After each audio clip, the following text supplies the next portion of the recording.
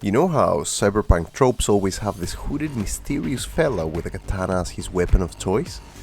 You know, the guy that just appears out of nowhere and slices people to pieces, despite the fact that every other person in the story has a highly sophisticated and advanced gun.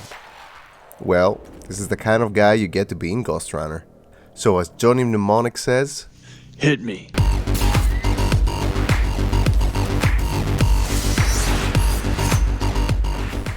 Ghostrunner is quite the masterpiece, and I'm here today to explain to you why. It is no secret that I'm a huge Cyberpunk fan, a Mirror's Edge games enthusiast, and a pro Genji main. But trust me when I say that this review was written with little to no bias. Well, okay, maybe a little bit. Ghostrunner is the creation of Polish indie studio One More Level with the help of 3D Realms and Slipgate Ironworks.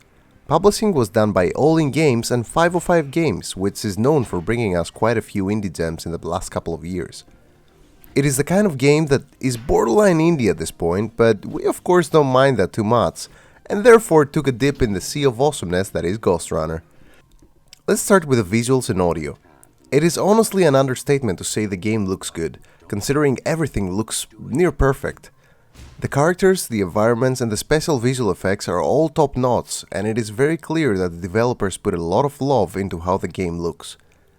One thing that really stood out for me was the fact that each stage had very unique objects and textures in it.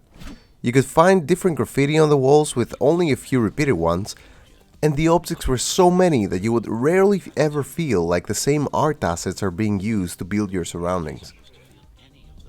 The animation of the game flows amazingly well, and that is something that is extremely important for a game that relies so heavily on movement. Both your character and the enemies move in a very natural way that rarely ever feels like it's weird or too artificial. The times that it does feel artificial, it is meant to be so, and that is what is great about it. The slash animations of the protagonist feel amazing from the first till the very last level of the game and actually give you the feeling of things being brutally cut. Cyberpunk feel already comes out really fast through the visuals of the game, with a lot of neon lights, fancily high-tech armored opponents, and the very rural looking environments you will have to explore as you climb the infamous tower. A good feel for the Cyberpunk theme would not be complete though without a badass soundtrack.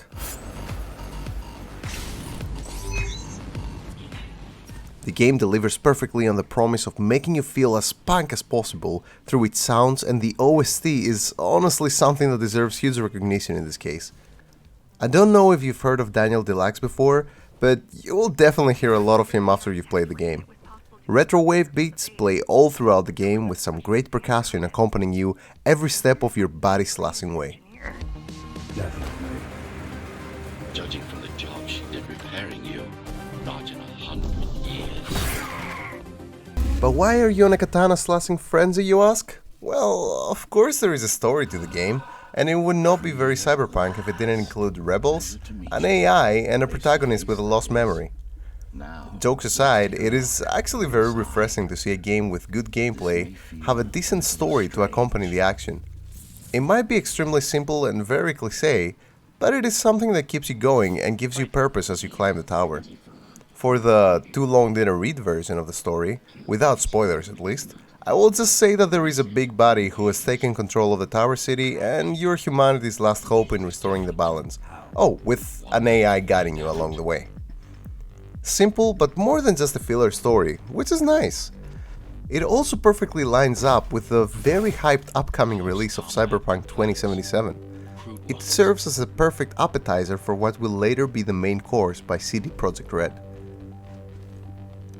Now the gameplay. Oh my, the gameplay.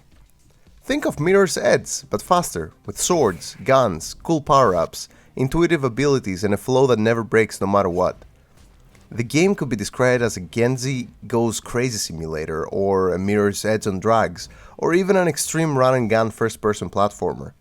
Ghostrunner excels at delivering the feel of being a cyborg ninja with a huge katana who is hell-bent on cutting through everyone he sees till he reaches the top of the tower. The gameplay mechanics are simple. Run, dash, jump, wall run, grapple, jump, and dash to slow down time. Use abilities like blink and push, parry attacks, deflect shots, pick up power-ups, ride drones in the air, use ziplines, and so much more. Did I say simple? Oh, my bad. It really isn't simple at all, and that is what makes it so amazing. Ghostrunner manages to perfectly teach you all of these mechanics as you play the game through its progressive difficulty. The more you play, the harder we will get, but in the meantime, you will also be getting better at the game. 3 stages in and you already start to feel the flow of the game come naturally to you. You see grapple points and you just grapple. You see walls and you are already in the air dashing towards them to make a wall run. Unlike Mirror's Edge, Ghostrunner doesn't need the painted red objects around the map in order for you to fully enjoy the parkour parts of it all. The player is the one that guides the action, and that feels so much more satisfying. The game never gets boring either. It took me about 7 hours to complete the game at 100%, and I would gladly go through it all again. Throughout my playthrough, I never felt tired of repeating the same moves since there was always something to keep things interesting and exciting.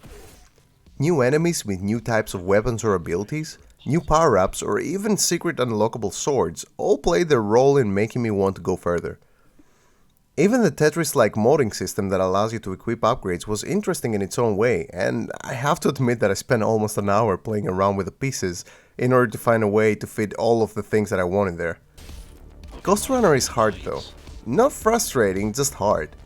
Maybe I'm the one getting old and some things are harder to follow now, but the game felt like it had quite a challenging difficulty to it. Having said that, I have to also say that I thoroughly enjoyed that added layer of difficulty after every stage, since the continuous checkpoints never allowed me to feel like I was getting punished too much for dying over and over again. I cannot express how much I'm looking forward to watching people speedrun this game. Players that are 10 times better than me at platformers will most definitely make this look even better than how it felt when I played it myself. I also cannot wait to see zero deaths runs. Ghostrunner is most definitely one of the best games I have personally played in 2020, and probably one of those games that I will keep coming back to in the future. I ended up finishing Mirror's Edge at least once every 2 years or so, and Ghostrunner looks like it will easily be replacing it. I cannot recommend Ghostrunner enough for all first-person platformer fans, all speedrunning enthusiasts, all Cyberpunk lovers, and last but not least, all the Genji mains out there. This is one of the best additions you will ever make to your Steam library.